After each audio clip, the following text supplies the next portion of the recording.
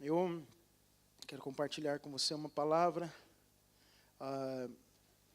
livro de Coríntios, e eu tenho sido cheio de uma porção da palavra de Deus, como já venho compartilhando aqui há algum tempo com os irmãos, em Atos dos Apóstolos, e ali é onde começa a igreja, onde começam a ser levantados homens de Deus, cheios da vida, cheios do poder. A última vez que eu compartilhei com vocês, eu falei a respeito da vida de Estevão, e naquele momento, no começo do livro de Atos, é feita a primeira citação a um jovem que estava ali vendo o apedrejamento e a tortura e até a morte de Estevão, chamado Saulo.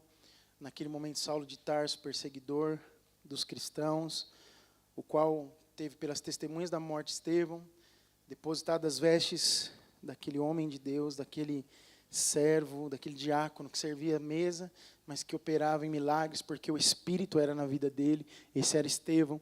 E Saulo, citado pela primeira vez ali, se torna o apóstolo dos gentios, aquele que Deus escolheu, logo depois de Pedro receber uma revelação poderosa para os gentios, e ir até a casa de Cornélio, pregar a palavra para Cornélio, e quebrar um paradigma, e quebrar algo que a religiosidade impunha até os discípulos de Cristo, que o Evangelho, que o Messias, e que a verdade do Evangelho era apenas para os judeus. Mas, naquele momento, Deus traz essa revelação para Pedro. Mas, logo depois disso, Pedro ele prega muito nas sinagogas, prega muito nos templos, prega muito para os judeus e prega também para os gentios. Mas Paulo é levantado como esse, denominado apóstolo dos gentios, e ele escreve várias cartas pelos muitos lugares onde passou, e essas viagens que deu origem a essas cartas que ele escreveu, plantando e ensinando igrejas, se dá início ali no livro de Atos dos Apóstolos. Atos tem 28 capítulos, e ali pelo capítulo 12, 13, 14, a gente começa a ver a atividade, do ministério, da vida do apóstolo Paulo, andando por muitos lugares, enfrentando muitas dificuldades, sendo também apedrejado e considerado morto como o próprio Estevão.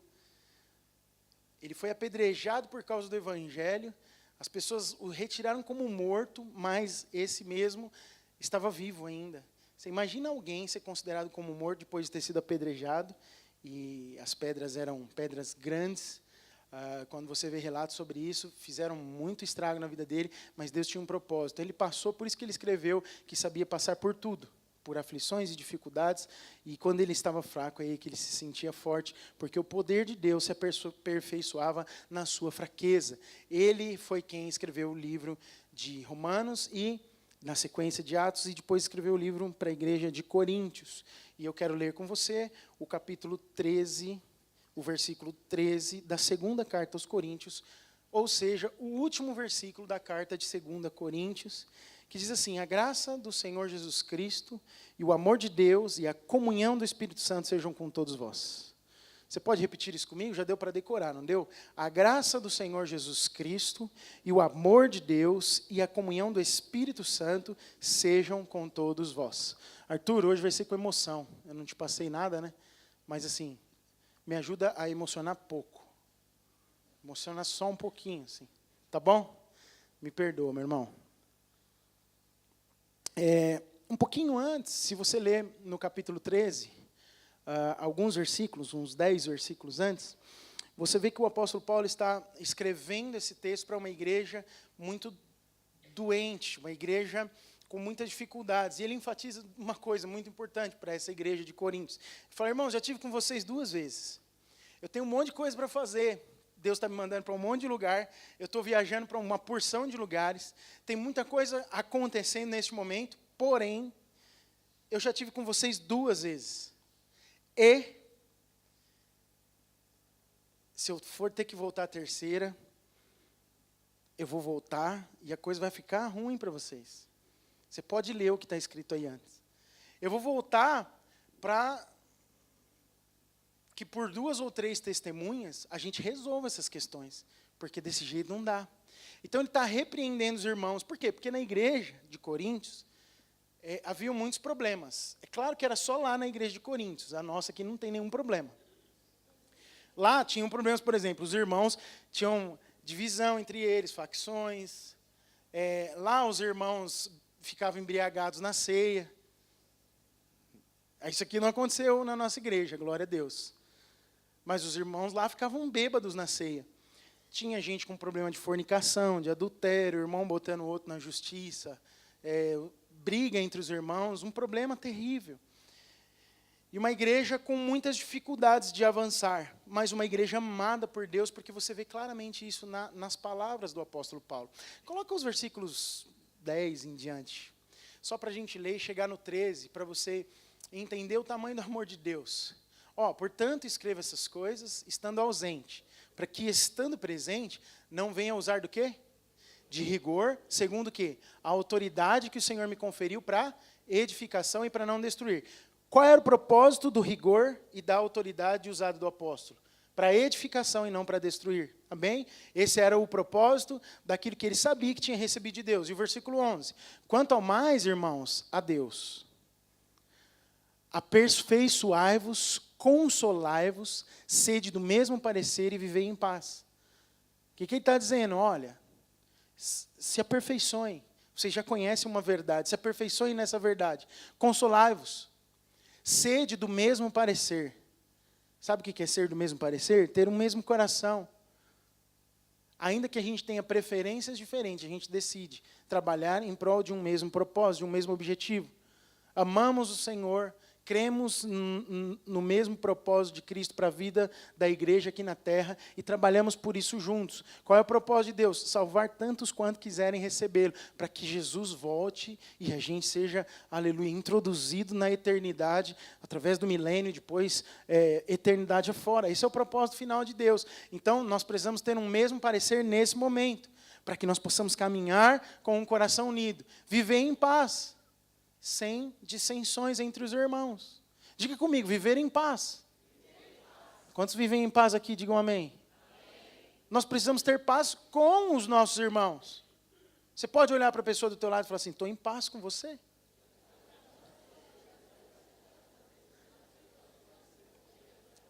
Para quem está do lado, talvez é mais fácil. E se você olhar lá para a última cadeira, ou para aquele que está bem longe de você, se você que está aí na galeria olhar para mim, você pode dizer, eu estou em paz com você, meu irmão, minha irmã. Quantos têm paz aqui com o pastor da igreja? Digam amém. Aleluia. Tem uns irmãos que não levantaram a mão.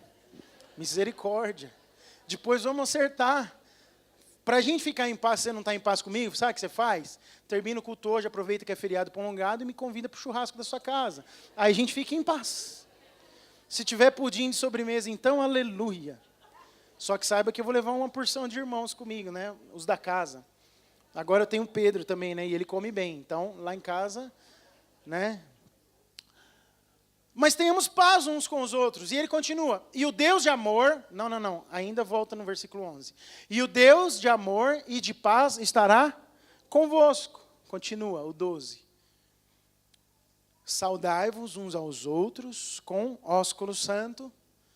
Todos os santos vos saúdam. E aí ele vai para o último versículo.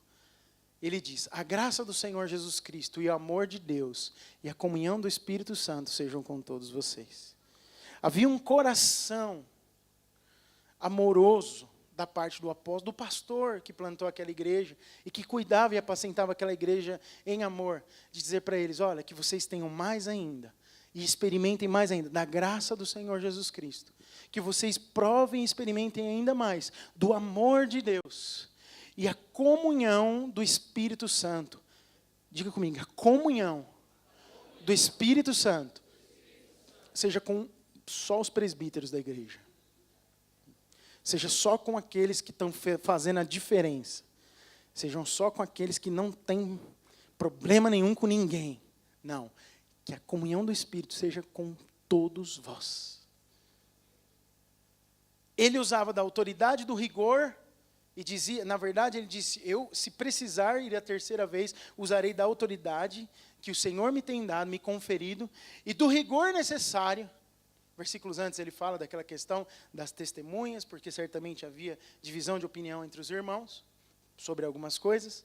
talvez alguma acusação sobre um ou sobre outro, e aí ele fala, eu vou usar disso, mas com um propósito, de edificar a vida de vocês. Deus não me chamou para destruir, mas me chamou para edificar a vossa vida. E Paulo, o apóstolo da graça, o apóstolo dos gentios, ele sabia que a melhor forma da vida ser edificada era quando nós temos plena consciência, quando a igreja tivesse essa plena consciência da graça de Deus, do amor de Deus, e tivessem comunhão plena com o Espírito Santo de Deus. E é sobre isso que eu quero falar, sobre esses 3 pontos com vocês. Eu até agora só contextualizei para quem ele estava falando. Eu tenho falado por muito tempo aqui, mais de um ano seguramente, a respeito da graça de Deus. E a graça de Deus, ela é a provisão para que a gente tenha uma vida plena. Graça de Deus é provisão de algo que é impossível viver sem, para que a vida seja plena, para que você seja feliz, para que você usufrua de todo o favor e da bênção de Deus sobre a sua vida, como filho amado de Deus. Sem a graça de Deus, sem a revelação plena da graça de Deus, nós muitas vezes vivemos até dentro da igreja, debaixo de uma religiosidade que não nos leva à felicidade plena, não nos leva à alegria. Estou cansado de ver pessoas passarem anos a fio da vida dentro da igreja e não serem felizes. Como é que pode um negócio desse? Fala para mim. Pode? Não poderia, né? Quantas vezes eu me senti infeliz dentro da igreja? Você já se sentiu alguma vez, num momento da sua vida, você fala, não estou feliz? Acho que eu vou mudar de igreja, o problema é o pastor. O problema são os irmãos, o irmão que está do meu lado. Eu preciso fazer alguma coisa porque eu não estou feliz. Eu estou fora do centro da vontade de Deus, preciso tomar uma decisão. E a gente vive muitas vezes de uma maneira religiosa, buscando razões naturais para aquilo que não é natural, mas precisamos enxergar de maneira espiritual todo o contexto da nossa vida. Eu não quero aprofundar muito nesse ponto, sobre o que Paulo ministra à igreja de Coríntios, na sua saudação final a eles, dizendo que a graça do nosso Senhor Jesus Cristo esteja com todos vós. Quando ele fala sobre a graça, eu tenho certeza que no seu coração já está revelado um conhecimento, ainda que intelectual, a respeito do que é a graça de Deus. A graça é o favor imerecido de Deus para nós. É aquilo que nós merecemos sem precisar fazer nenhum esforço. É o poder que nós recebemos para não viver uma vida abaixo da mediocridade, mas para viver uma vida vitoriosa, acima da média. Deus te provê graça para você viver uma vida acima da média. Quantos creem nisso? Digam amém. Quem tem graça na sua vida e vive uma vida medíocre abaixo da média, não está tornando, como disse o próprio apóstolo Paulo, a graça vã. Não está usufruindo do poder da graça de Deus sobre a sua vida. Logo, muitos correm o sério risco de pisar no sangue de Cristo. A graça, ela é completamente oposta ao merecimento. Então, quando alguém vive um padrão supostamente até superior, mas acredita tudo aquilo ao seu próprio esforço natural, ele não vive debaixo da graça. Ele vive debaixo do seu próprio mérito. Então, isso também não é graça. Graça é você entender que você recebe toda a capacitação para viver pleno, cheio de vida, acima da mediocridade, viver nos lugares altos, mas por causa do favor de Deus que está sobre a sua vida. Qual que é o nosso esforço nisso? O nosso esforço é crer. E nós temos dificuldade de crer. A graça de Deus é algo que assusta porque parece que é fácil demais. Mas, ao mesmo tempo, é algo tão profundo que é um padrão que é mais elevado. Esses dias eu meditava e compartilhava com alguns irmãos que o que vale mais de verdade é, depois de ser corrigido com uma boa de uma varada, você fazer o certo. Imagina o pai e o filho. Eu e o Heitor, pai e o filho. Tem jeito, você é meu filho? Deu azar, tem que ficar sendo usado como exemplo. Então, pai e o filho, o que vale mais para mim? O que enche mais o meu coração de alegria? Eu posso responder por mim, você responde aí por você. Os pais vão me entender bem. O Heitor fazer algo bem feito e correto e conduzir a vida da melhor forma possível, por exemplo, ele chega em casa, não preciso pedir para ele juntar nada que é dele, que ele espalhou. Eu entro no quarto dele, parece que eu estou entrando no salão oval da Casa Branca dos Estados Unidos, de tão organizado e limpo que está. Ele não deixa nada espalhado. Quando termina o almoço, ele fala, mãe, por favor, sai da pia que quem vai lavar a louça sou eu. Ele ser o primeiro a... Ele fala assim, papai, você quer que eu engraxe seus sapatos hoje? O que vale mais? O Heitor ter esse tipo de atitude, depois de eu surrar ele, apanhar, bater nele, falar, menino, você precisa ser gente, você tem que fazer isso. Ou o Heitor exceder nisso tudo que eu estou falando para vocês, sem eu precisar pedir, só porque ele me ama. E quando eu falar, nossa, o que aconteceu aqui, Heitor? Filho, você não só engraxou todos os sapatos, mas você me comprou um novo. Uau!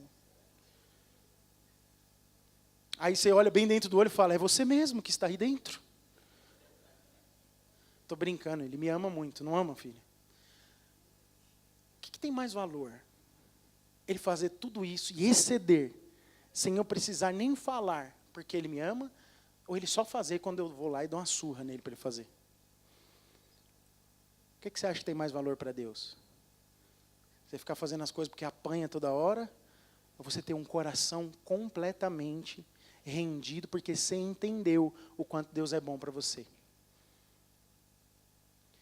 Talvez, na face da terra, não tenha ninguém que eu ame mais, junto com a Deise, do que o Heitor e o Henrique. Eles são a herança do Senhor. E o fruto do ventre da Deise, o nosso galardão. Tem galardão em ter um filho. Você sabia disso? Por isso que é bom você não rejeitar ter filho. Porque ter filho tem galardão. Tem um monte de galardão, né, José? Aleluia. José ali, ó, quase que começou a sapatear. Oh, aleluia. Isso é de Deus demais, rapaz. Glória a Deus, a Débora ali, ó. 5, né, Rafael? Glória a Deus. Então não tem alegria maior no meu coração, e não tem alguém por quem eu vou lutar mais na minha vida do que pelos meus filhos. Certo, pais? Eu posso ouvir um amém dos pais? Posso ouvir um amém das mães? Vocês jovens um dia vão me entender, mas é exatamente essa nossa relação com Deus. Deus sabe dar exatamente as melhores coisas, porque Ele é o nosso Pai, Ele nos ama. Então isso é graça de Deus. É quando Deus dá tudo o que nós precisamos para viver uma vida plena. Mas compreender a graça é quando você, com o resultado da sua vida, não precisa toda hora ficar tomando uma paulada seca na muleira para saber o que tem que fazer. Não, você entendeu o amor de Deus. Logo, o fruto da sua vida é uma vida acima da mediocridade. Isso é entender a graça. Então, graça é o que Deus fez por nós. Mas compreender a graça é viver de acordo com quem compreendeu. Quantos podem dizer amém? E Tito, capítulo 2, versículo 11 a 13, tem uma explicação muito interessante que fala do tempo da graça na nossa vida. Tito, capítulo 2, versículo 11 a 13. Porquanto a graça de Deus se manifestou salvador a todos. A graça de Deus se manifestou, diga manifestou. Manifestou é o quê? Qual é o tempo do verbo? Pessoal, e vocês que fizeram o Enem?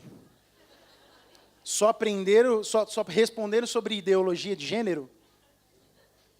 Porque é o que tinha na prova, né? Que me disseram. Né? Não tinha o tempo do verbo.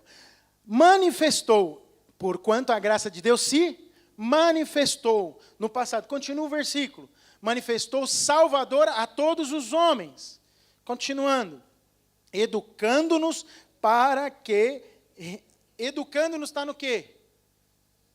Presente, continua. Renegadas a impiedade e as paixões mundanas, vivamos no presente século, diga comigo, sensata, justa e piedosamente. Aí continua, aguardando a bendita esperança e a manifestação da glória do nosso grande Deus e Salvador Jesus. No passado, a graça de Deus, ela se manifestou o quê? Salvadora. A graça no passado nos salvou. Quando é que a graça se manifestou e nos salvou? Na cruz de Cristo, em Jesus. Ela foi manifesta para a salvação. No presente, a graça faz o quê? Ela nos educa. Nos educa para quê, irmãos? Para que a gente viva essa vida acima da média. Uma vida de educação na graça que renegadas as impiedades e paixões mundanas, vivamos no presente século de que maneira? Sensata, justa e piedosamente. A graça no tempo presente nos faz viver um nível de vida que as pessoas olham e falam, não é possível que ele tenha esse tipo de atitude nesse tempo. Onde há uma grande injustiça, isso não é justo. Mas além de receber graça, eu sou alguém que tanto entendeu, que manifesta a graça. Porque quem entende a graça, vive de maneira justa, porque vive de acordo com o justo que é Cristo, que é a própria graça. Vive de maneira sensata. Esses dias não, ontem estava conversando, e eu ouvi esses dias uma pergunta sobre, ouvir música do mundo é pecado? O que você acha? Aí tem um monte de porém, né? Se, não, talvez. Aí as pessoas da minha idade para trás, ou seja, mais velhas, vão falar, se for Vivaldi e Bach, não tem problema. Beethoven, e se for Tchaikovsky, não tem problema. Porém, se for rap, tem problema.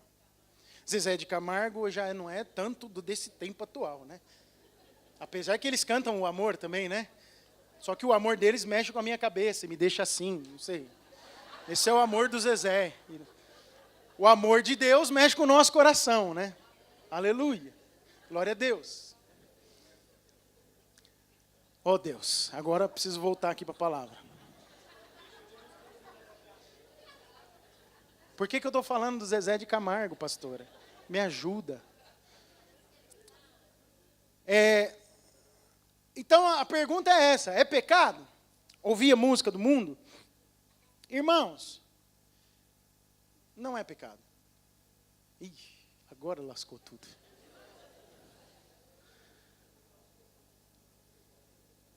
Primeiro Coríntios, acho que é capítulo 5, a Bíblia fala que tudo me é lícito, mas nem tudo me convém. O que a graça faz na vida de quem vive esse padrão mais elevado? Conduz ele a viver de forma sensata. Por que eu estou dizendo isso para você? Porque não é porque você ouviu o Zezé de Camargo que você vai para o inferno. Porque senão nós estávamos tudo no inferno, porque a hora que você passa na frente das Casas Bahia, o que você mais ouve é a sofrência, é o Zezé de Camargo, e por aí vai. Para no farol e você vai ouvir lá os funk, essas coisas todas. Você ouve. Pastor, ok, não é desse ouvir que eu pensei que pode ser pecado. É do ouvir ficar lá dentro do quarto, só ouvindo, aquilo enchendo, ou dentro do fone de ouvido daquela pessoa que ele fica completamente desligado de tudo. Isso é pecado? Aí eu pergunto para você, viver uma vida assim, se alimentando de coisas que não alimentam nada, é sensato? Não é sensato. Certo? Não é sensato. Então, a graça de Deus, ela nos aperfeiçoa e faz o quê? Nos educa. Diga, a graça educa. Pergunta para o irmão do seu lado, a graça está te educando, irmão? Você está sendo educado pela graça?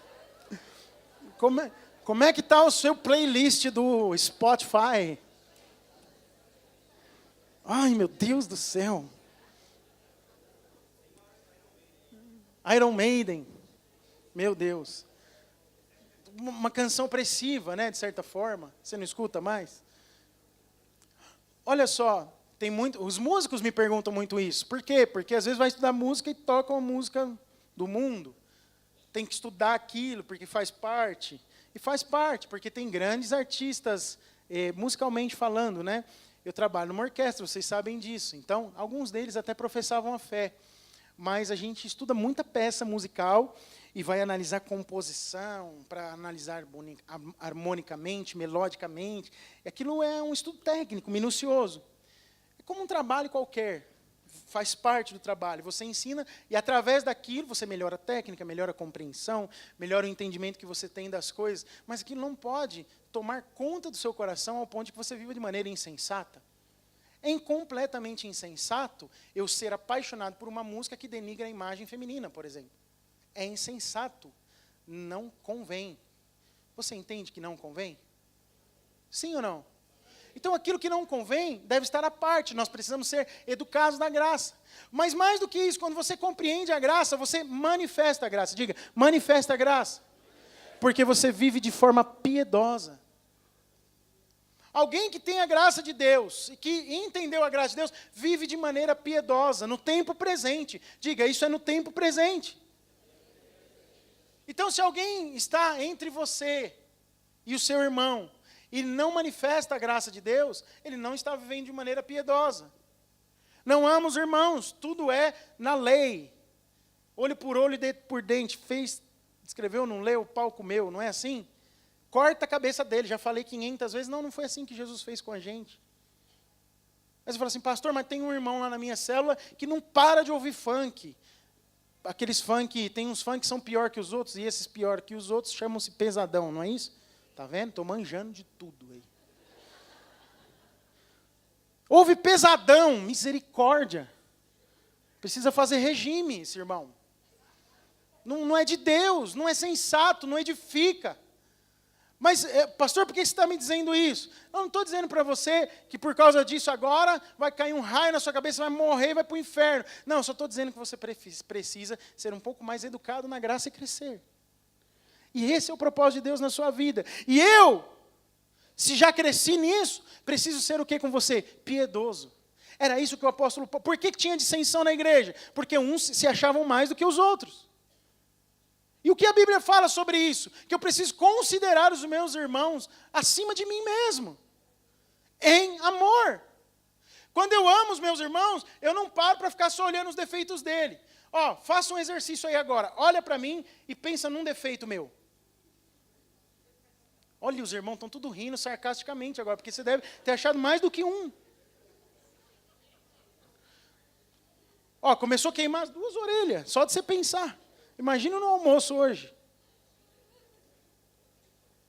Se você olhar para mim, você vai ver muito defeito, porque existe. Mas a graça que te educa no tempo presente faz você viver de que forma? Agir de forma piedosa para com a minha vida, porque eu sou um ser humano e careço da graça de Deus de igual forma que você. Talvez eu sou um pouquinho mais educado do que alguns. E talvez outros são mais educados do que eu em alguns. O que se espera de quem é mais educado? Que haja de forma piedosa com quem ainda não cresceu.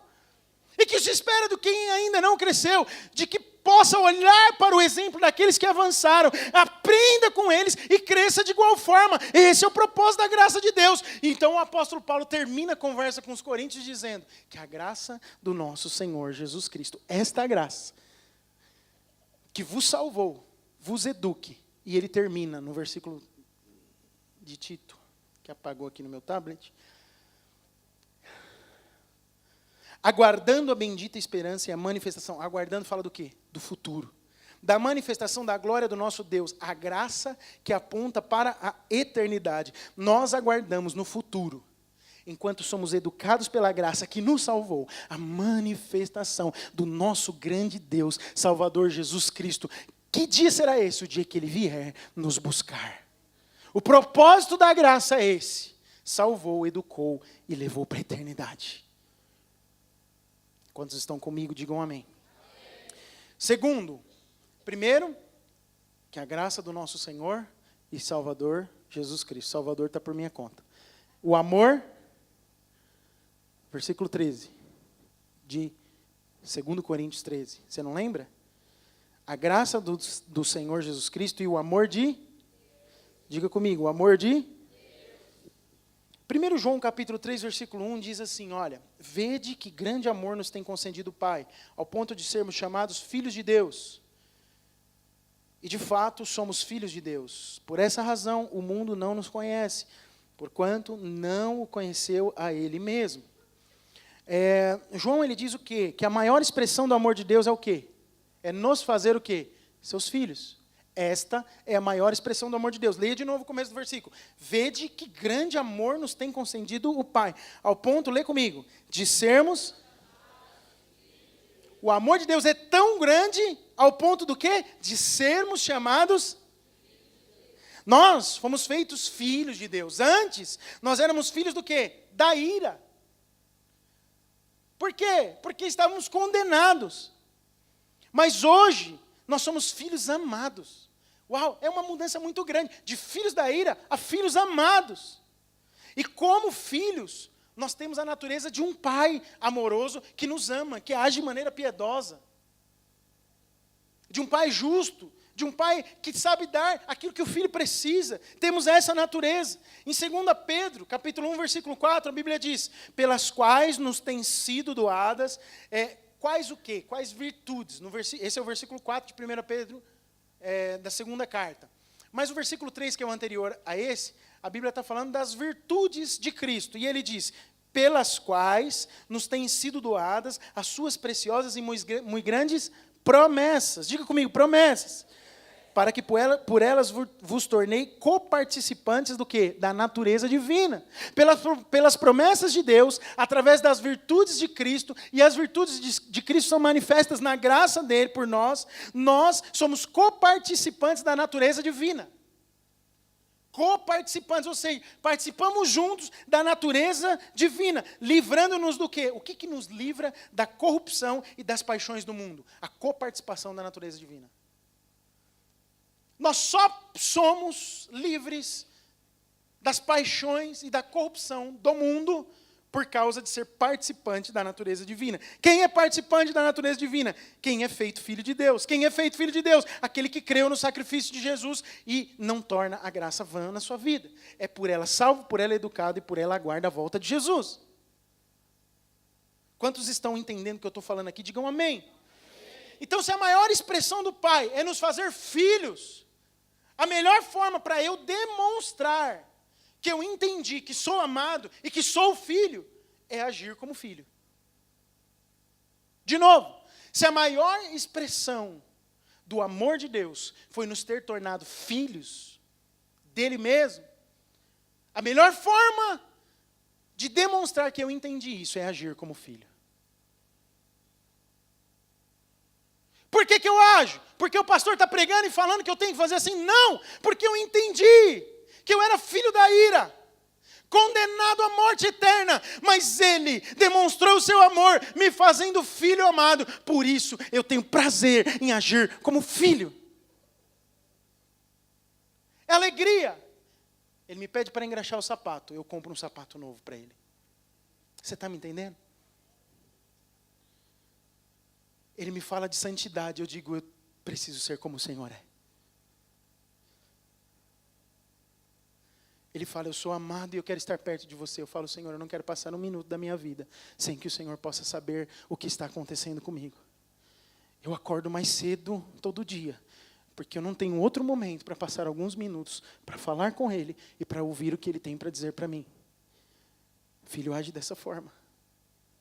Se tem uma coisa que alegra o meu coração, é quando um dos meus 2 filhos, e acontecem algumas vezes isso, graças a Deus, eles falam, pai, eu posso conversar com você um pouco? E passar 10 minutos sozinho, mas a conversa assim, não é na presença de todo mundo. É sentado no sofá, ou no cantinho do quarto, ou num cantinho do quintal, só nós 2, para bater um papo, para falar das coisas da vida.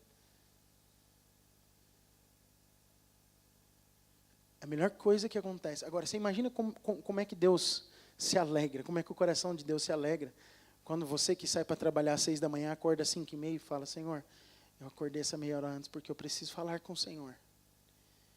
O Senhor está aí? Pode me ouvir? Aí você começa a falar com Deus, e aí Ele começa a falar com você à medida que você permite. Isso é viver como filho. Quantos estão me entendendo? Digam amém. Filhos entendem que não precisa ter mais medo. Na velha aliança, as pessoas viviam debaixo dessa escravidão do medo. Hoje, a gente pode chamar Deus de Pai. No Romanos capítulo 8:15 diz o quê? Estou cansado de falar esse versículo aqui. Porque não recebestes o espírito de escravidão, para viverdes outra vez como?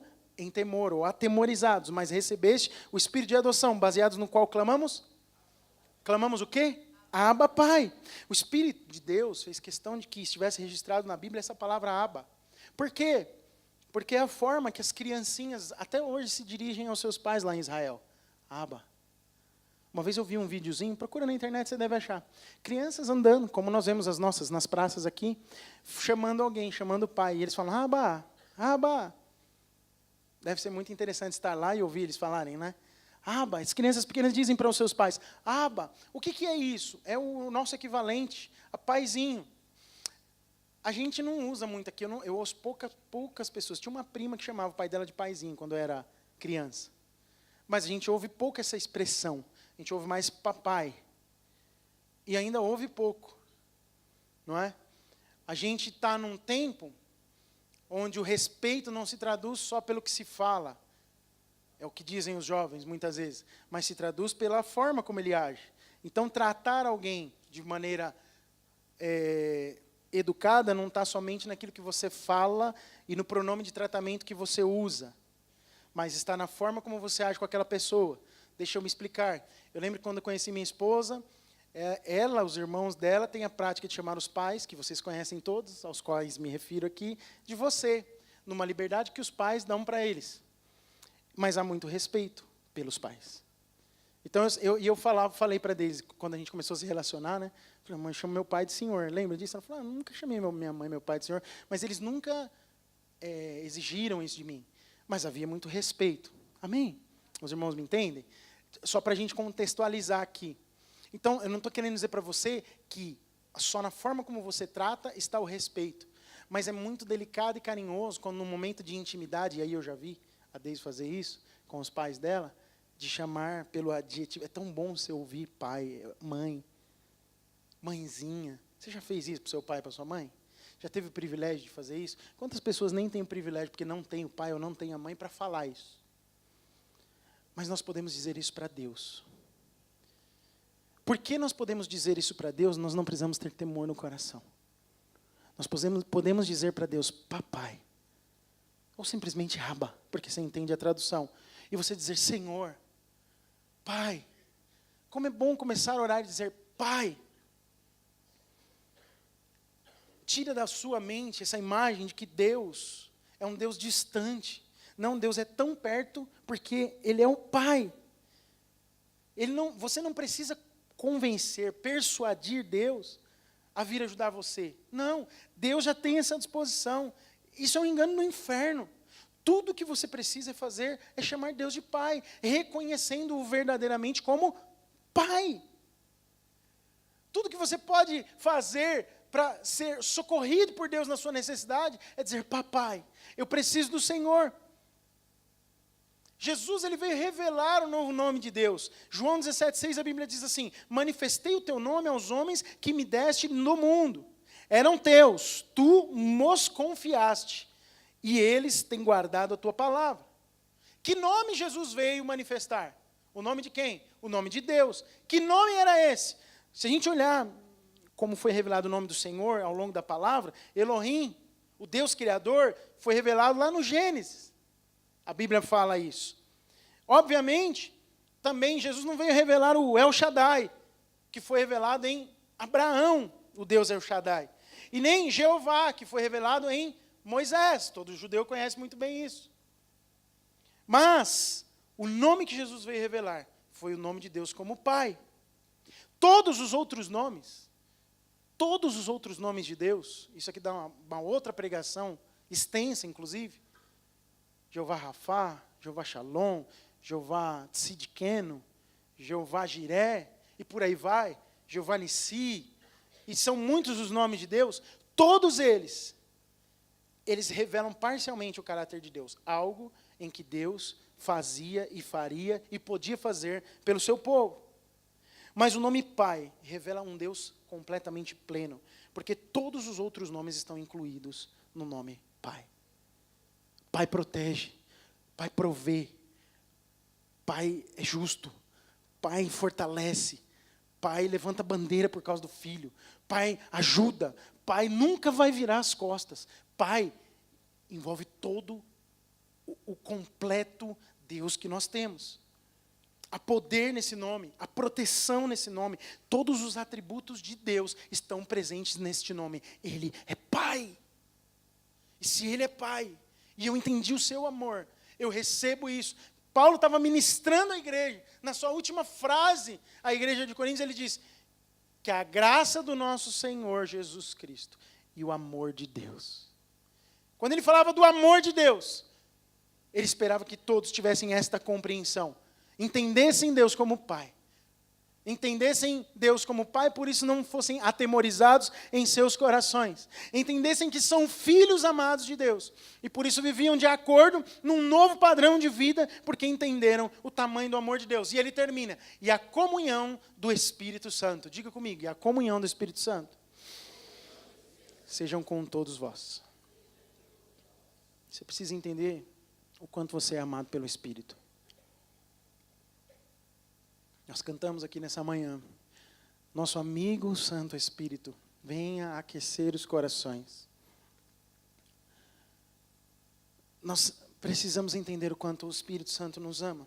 Romanos 15:30 diz assim, rogo-vos, pois, irmãos, por nosso Senhor Jesus Cristo e também pelo amor do Espírito. Diga comigo, pelo amor do Espírito.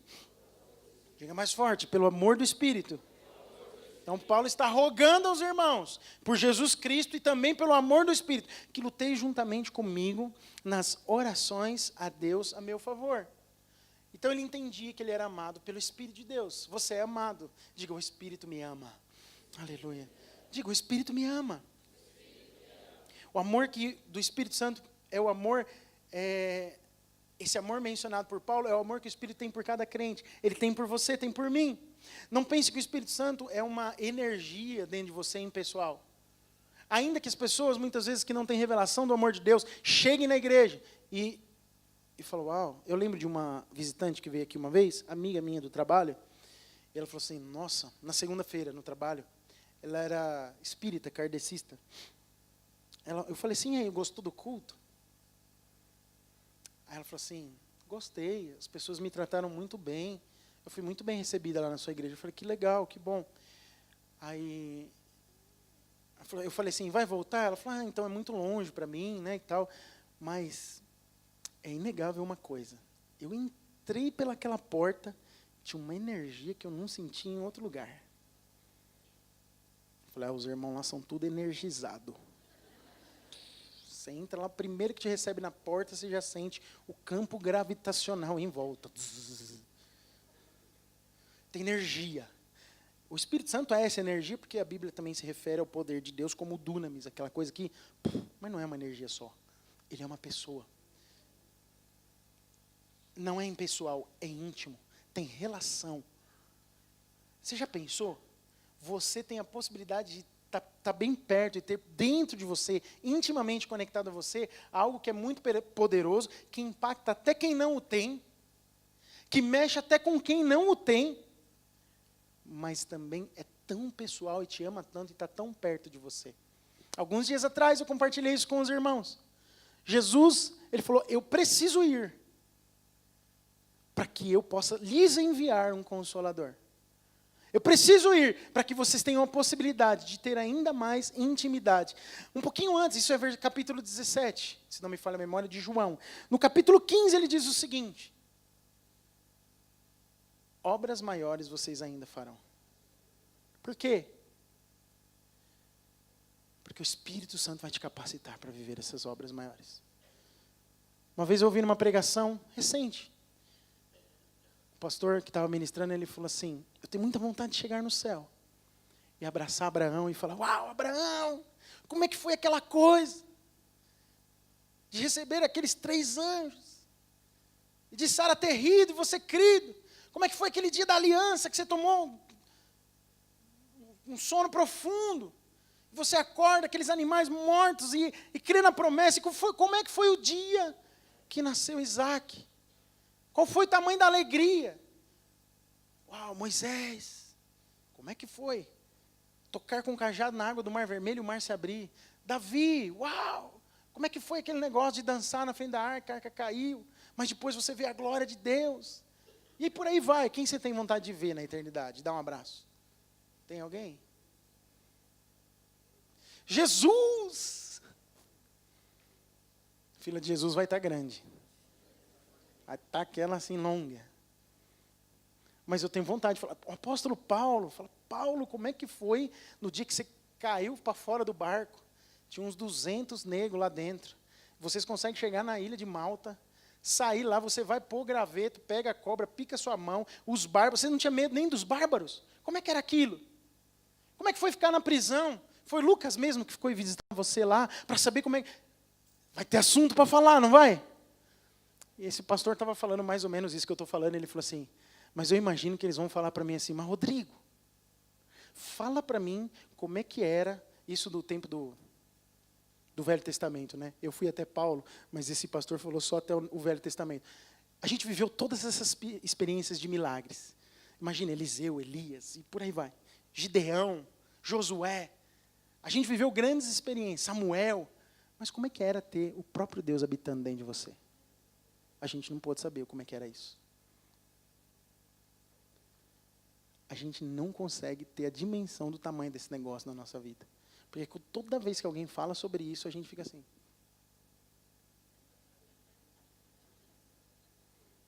Hã? Espírito Santo dentro de mim? A gente não entende a dimensão do tamanho desse negócio. O que é o próprio Deus habitando dentro de nós. E mais, não ser impessoal, Ele te ama. Pare para pensar um instante nisso, feche os seus olhos. Se você é um cristão confesso e crê no sacrifício de Jesus, você crê também nas promessas dele. Ele disse um dia, eu vou para poder mandar para você o Espírito.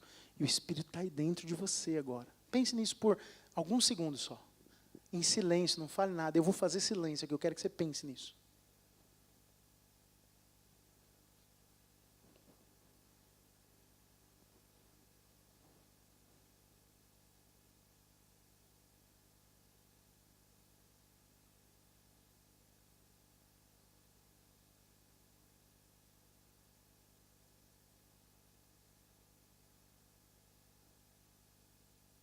Aleluia.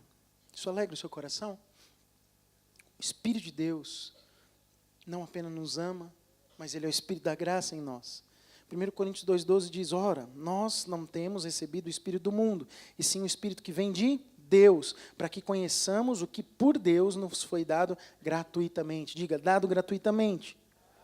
Nós recebemos não o Espírito do mundo, mas sim o Espírito de Deus. Para quê? Para a gente conhecer aquilo que nos foi dado gratuitamente. Como é que nós temos revelação da graça de Deus, irmãos? Pelo Espírito. Eu canso de pensar e meditar numa vida de vitória, de êxito, porque no fundo nós queremos tudo isso. E quando penso em ensinar a igreja, pregar para a igreja, eu falo, Senhor, eu preciso ajudar os irmãos a avançarem, crescerem. Eu não consigo imaginar uma vida vitoriosa, plena, cheia da vida de Deus, se não for uma vida vivida pelo Espírito Santo. Somente pelo Espírito nós podemos avançar e crescer. Somente pelo Espírito nós temos revelação da graça de Deus. E para crescermos, precisamos ter revelação desta graça. Então, para termos, precisamos ser movidos pelo Espírito. E Ele está aqui para mostrar as coisas de Deus, que elas nos são dadas gratuitamente. Estar debaixo do favor de Deus é receber gratuitamente tudo do Senhor. A salvação e tudo vem dEle. A Escritura nos diz que nós recebemos o Espírito de Deus para compreendermos essa graça. É isso que está no versículo que nós lemos aqui. E eu quero partir para a conclusão daquilo que eu estou compartilhando com você nesta manhã, falando especificamente da palavra comunhão, na última parte do versículo. E a comunhão do Espírito Santo seja com todos vós. A palavra comunhão aí é koinonia. Você já deve ter ouvido falar dessa palavra. E eu rapidamente quero falar sobre o que significa a palavra koinonia. Há 7 significados principais dessa palavra no Novo Testamento. Koinonia, repita comigo, koinonia. O mais comum e conhecido deles é comunhão, é relacionamento, é comunhão de Deus conosco, de nós para com Deus e entre nós. Mas o primeiro significado que eu quero falar com você, koinonia significa presença. A promessa do Senhor ela é clara. Em Hebreus 13:5 diz, de maneira alguma te deixarei, nunca mais te abandonarei. O Senhor não nos abandona. Nós podemos, às vezes, até virar as costas para o propósito de Deus na nossa vida. Mas o Senhor, na disposição do coração dEle, nunca nos abandonará. Então, o primeiro significado de koinonia, presença. Segundo, confraternização. A comunhão com o Espírito tem um sentido de festejar com o Senhor. Olha só o que Paulo desejava aos crentes de Coríntios, aquela igreja problemática. Aquela igreja com muitas dificuldades. Eu desejo que vocês desfrutem de confraternização com o Espírito Santo de Deus. Que vocês festejem com o Senhor. O Espírito está em nós para que nós saibamos o quê? Que somos amados e que a ira de Deus nunca mais vai chegar até nós. Por isso nós podemos nos alegrar, nos confraternizar, ter um relacionamento de festa, de alegria. Você sente isso ou você acha que o Espírito está te acusando o tempo inteiro? Tem um problema aí, se for assim. Sofonias, capítulo 3, versículo 17, diz assim: o Senhor, teu Deus, está no meio de ti, poderoso para salvar-te. Ele se deleitará em ti com alegria. Diga comigo, ele se deleitará em mim com alegria.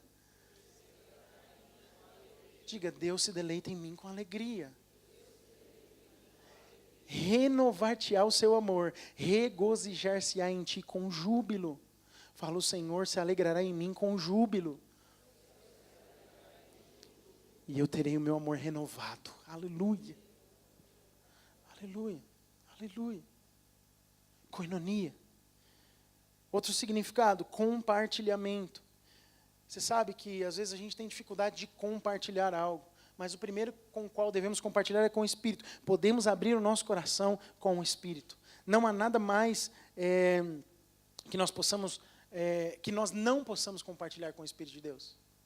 Tudo pode ser falado, tudo pode ser compartilhado. Então, koinonia também significa compartilhamento. Participação em comum. A comunhão do Espírito implica o quê? No andar lado a lado.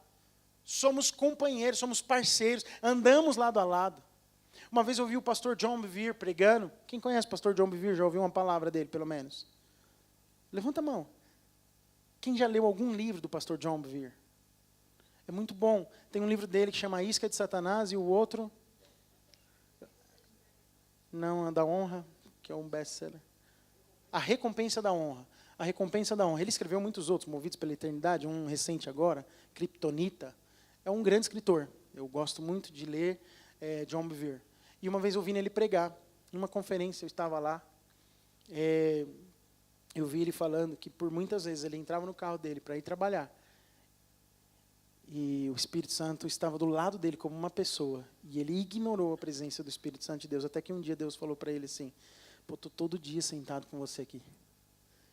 Você me ignora. Você já pensou você entrar no carro, dirigindo, e alguém sentado do seu lado, seu filho, sua esposa, seu irmão, seu parente, seu amigo, seu marido, e você simplesmente ignorar, botar música alta, ficar falando sozinho, ignorar aquela pessoa? Vai ser bom para aquela pessoa aquilo? Não é bom para o Espírito. Quantas vezes a gente passa momentos ociosos sem perceber o Espírito? Ele está do seu lado. Você precisa dar atenção para aquilo que Deus está falando com você nessa manhã. O Espírito está do seu lado, caminhando com você. Na verdade, Ele habita dentro de você. A amizade é um outro significado de koinonia, com quem nós compartilhamos segredos. Verdadeiros amigos compartilham segredos. Camaradagem. Você acredita que tem essa tradução para koinonia no Novo Testamento? O que fala disso? É aquela relação boa entre quem lidera e quem é liderado. De compreensão, de entender o outro, de entender a necessidade, até na falha. Esse é o Espírito de Deus. Esse é o tipo de relação que Ele tem conosco. E intimidade. Nós nunca mais poderemos estar mais perto do Senhor do que já estamos. Por quê? Porque Ele habita dentro de nós. Romanos 5,5 diz: ora, a esperança não confunde. A esperança não traz confusão. Por quê? Porque o amor de Deus é derramado em nosso coração pelo Espírito. Quem é que derrama o amor de Deus em nosso coração? O Espírito, que nos foi outorgado, que nos foi dado. É o Espírito quem move. Você pode ler comigo 2 Coríntios 13 de novo, debaixo desse entendimento? Que a graça do nosso Senhor Jesus Cristo, o amor de Deus e a comunhão do Espírito Santo sejam com todos vós. Você se sente às vezes que nem a igreja de Coríntios? Às vezes você se sente... Você fala assim, meu Deus do céu, parece que aquilo é um reflexo do que eu já vivi, eu vivo, eu estou fazendo. Tem graça de Deus liberada para nós. Nós não podemos torná-la vã. A graça que nos salvou, nos educa e nos faz ter esperança na eternidade futura. É a graça de Deus liberada para nós. Nós podemos receber disso, dessa bênção que é apostólica, a graça do Senhor Jesus Cristo. E o amor de Deus e a comunhão do Espírito Santo sejam com todos vós. Recebam. Vivam desta graça. Vivam deste amor. E pratiquem esta coinonia com este Espírito. Porque você só vai poder viver plenamente desta graça. Você só vai usufruir plenamente deste amor quando a coinonia, que é tudo aquilo que eu falei, que é a presença. Vou ler de novo. O que é a coinonia? A coinonia é a presença, a confraternização, o celebrar juntos, o compartilhamento, a participação em comum, a amizade, a camaradagem, a intimidade. Isso fala de um relacionamento entre duas pessoas. A coinonia com o Espírito Santo vai te possibilitar viver esse nível de profundidade da graça de Deus. Deus quer fazer isso na nossa vida como igreja. E isso se faz por meio do relacionamento. Mais sede, mais fome, mais desejo da presença.